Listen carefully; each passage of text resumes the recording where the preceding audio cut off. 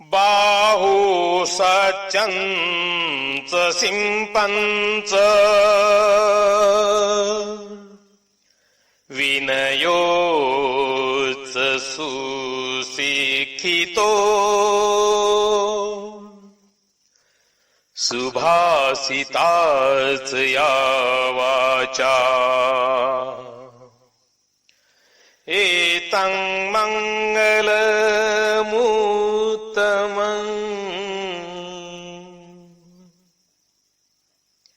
अर्थात बहुश्रुत होना,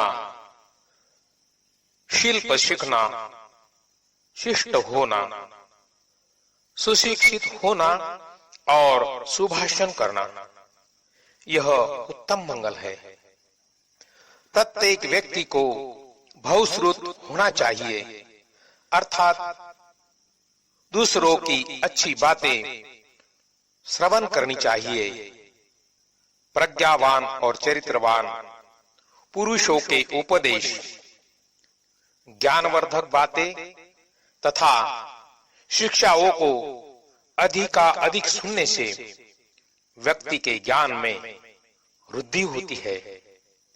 किंतु बहुश्रुत होने के साथ साथ सिलवान होना भी अनिवार्य है।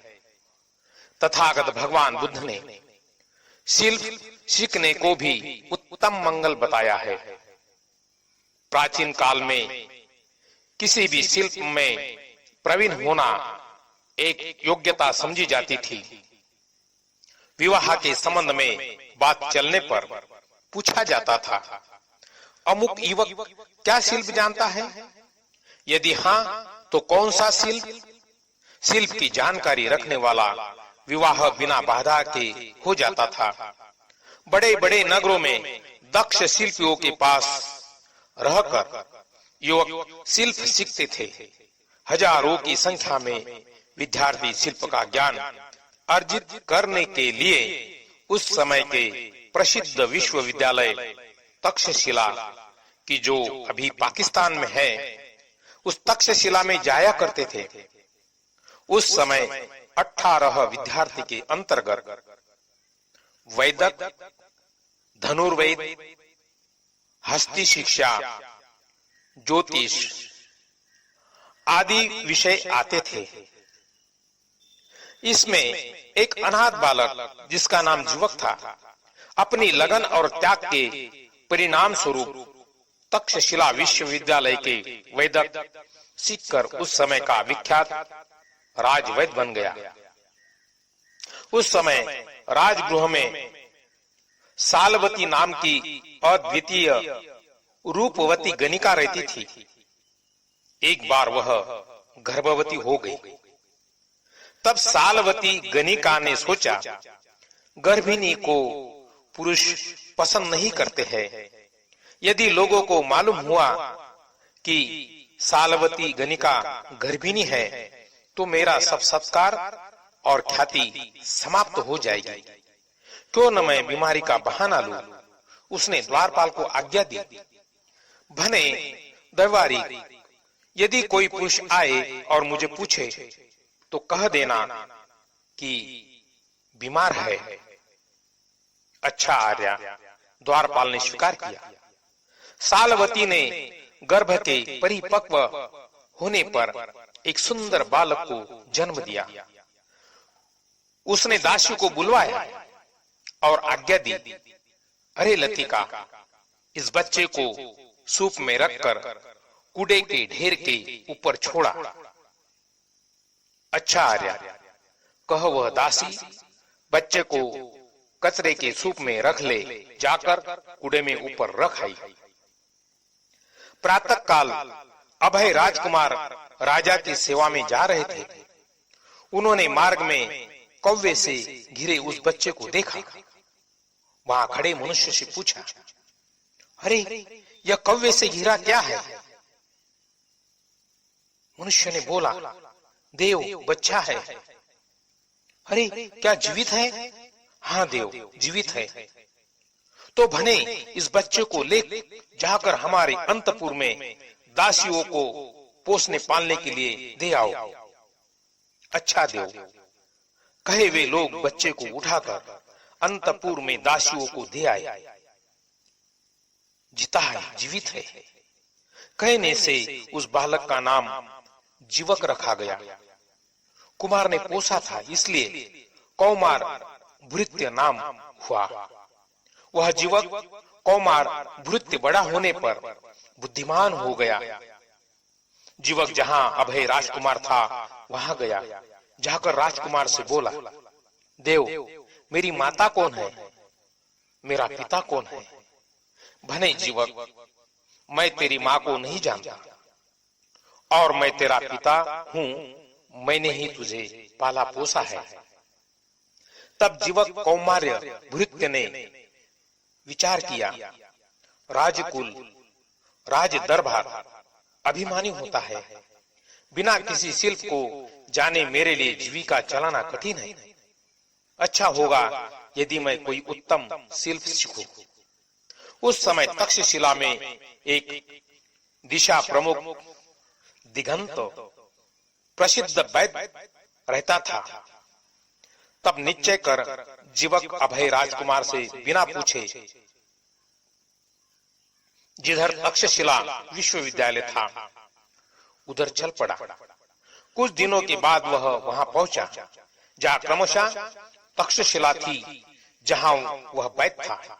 वह जाकर उस वैद्य से बोला, आचार्य, मैं शिल्प सीखना चाहता हूँ। तो भने जीवक, सीखो। जीवक ने अध्ययन आरंभ किया। वह बहुत पढ़ता था, जो बताया जाता था उसे शीघ्र ही धारण कर लेता था, अच्छी तरह समझता था, पढ़ा हुआ भूलता न था।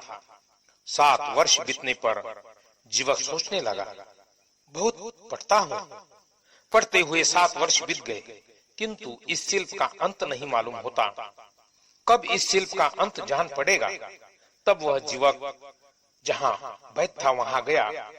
जाकर बोला, आचार्य, मैं बहुत पढ़ता हूँ, पढ़ते हुए 7 वर्ष बीत चुके, कब इस शिल्प का अंत जान पड़ेगा? तो भने जीवक खंती लेकर तक्षशिला के योजन योजन चारों ओर घूमकर जो भी पौधा दवा के अयोग्य देखो उसे ले आओ। अच्छा आचार्य, कह जीवक खंती लेकर चला गया। उसने योजन योजन तक कुछ भी दवा के अयोग्य वनस्पति नहीं पाया। लौटकर उसने वैद्य को कहा, आचार्य, तक्षशिला के योजन चारों ओर मैं घूम आया, किंतु मैंने कुछ भी ऐसा वनस्पति नहीं पाया कि जो दवा के लिए अयोग्य हो। सीख चुके भने जीवक, यह तुम्हारी जीविका के लिए पर्याप्त है। आचार्य ने जीवक को थोड़ा राह खर्च दिया।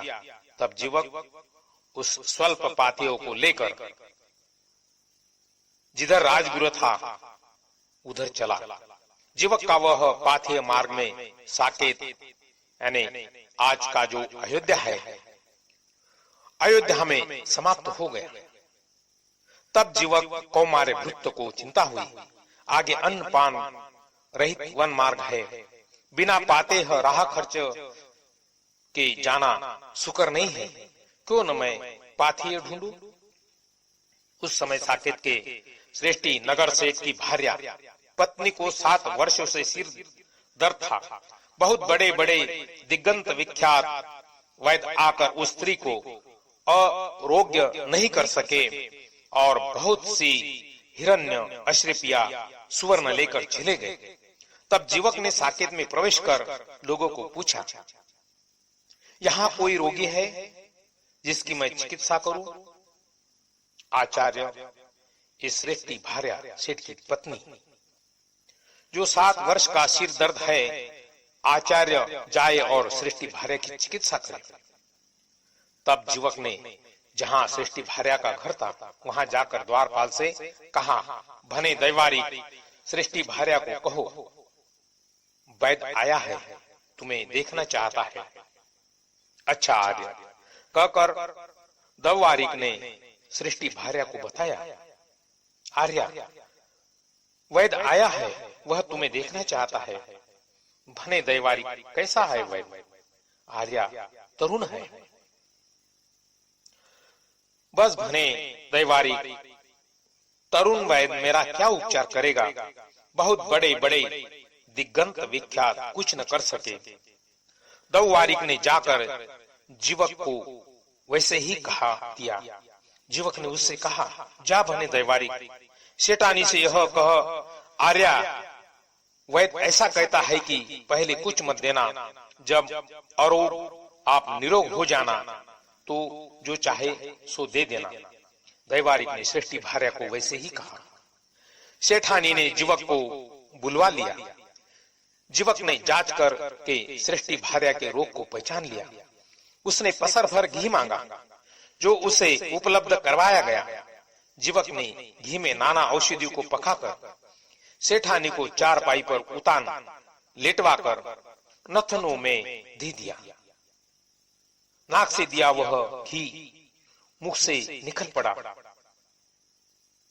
इस प्रकार जीवक ने उस भार्या के 7 वर्ष पुराना सिर दर्द को एक बार में ही नाक से निकाल दिया। सेठानी ने आरोग्य हो जाने पर जीवक को 4000 सोने की मुहरें दी। पुत्र ने भी माता को निरोग कर दिया, यह सोचकर 4000 स्वर्ण मुद्रा दी। बहू ने 4000 स्वर्ण मुद्रा दी। श्रेष्ठी गृहपति सेठ ने मेरी भार्या को निरोगी कर दिया, सोचकर 4000 स्वर्ण मुद्रा दी। एक दास, एक दासी और एक घोड़े का रथ दिया। तब जीवक उन 16000 स्वर्ण मुद्रा, दास दासी और अश्वरथ को ले जहां राजगृह था उधर चला। वह क्रमशः जहां राजगृह और जहां अभय राजकुमार था वहां गया। जाकर अभय राजकुमार से बोला, देव, यह 16000 स्वर्ण मुद्रा, दास दासी और अश्वरथ मेरे काम का फल है। इसे देव पोषाई पालने के लिए मैं स्वीकार करे। नहीं भने जीवक, यह तेरा ही रहे। हमारे अंतपुर में ही मकान बनवा। अच्छा देव। यह जीवक ने जाकर अभय राजकुमार से अंतपुर में मकान बनवाया। इसके बाद जीवक कौमार्य भृत्य ने अनेक श्रेष्ठ पुरुषों का उपचार करके उन्हें स्वस्थ किया। राजा बिंबिसार को ऐसा रोग था जिससे धोतियों खून से सन जाती थी। जीवक के एक ही लेप से राजा का भगंदर रोग ठीक हो गया। जीवक को बहुत पुरस्कार मिला और उसे राजवैद्य नियुक्त किया गया। राजा बिंबिसार के आदेश पर जीवक भगवान बुद्ध का भी उपचार करने लगा। एक बार जब भगवान बुद्ध की हत्या के उद्देश्य से देवदत्त ने पहाड़ी के ऊपर से शिलाखंड जिसका खिसका कर फेंक दिया, जो वह पत्थरों से टकरा कर ऊपर ही अटक गया, किंतु उस शिला का एक टुकड़ा टूटकर तथागत भगवान बुद्ध के पैर में जा लगा, जिससे पैर में रक्त बहने लगा। जीवक द्वारा उपचार करने पर भगवान का वह पैर घाव ठीक हो गया। ऐसे ही राजगृह के एक श्रेष्ठी के सिर में 7 वर्ष पुराना दर्द था। अनेक प्रसिद्ध वैद्य उस श्रेष्ठी को ठीक नहीं कर पाए और उस श्रेष्ठी की मृत्यु का समय निकट आ पहुंचा। राजा बिंबिसार के कहने पर जीवक ने उस श्रेष्ठी के सिर का शल्य चीर फाड़ करके उससे 2 कीड़े बाहर निकाले। उस श्रेष्ठी का रोग दूर हो गया और कुछ ही दिनों बाद वह पूरी तरह से स्वस्थ हो गया।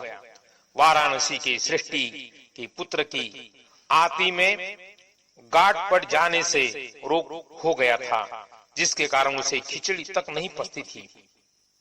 पेशाब तथा पाखाना ठीक से नहीं होता था। वह श्रेष्ठी पुत्र दुर्बल होकर पीला पड़ गया। राजा बिंबिसार की आज्ञा से जीवक ने उस श्रेष्ठी पुत्र का उपचार किया। वह श्रेष्ठी पुत्र रोग रहित होकर पुनः स्वस्थ हो गया। जीवक ने उज्जैन के राजा प्रद्योत की चिकित्सा कर उसके पुराने पांडु रोग को दूर किया। बाद में प्रद्योत ने जीवक के लिए अत्याधिक मूल्यवान दुशाला का एक जोड़ा भिजवाया।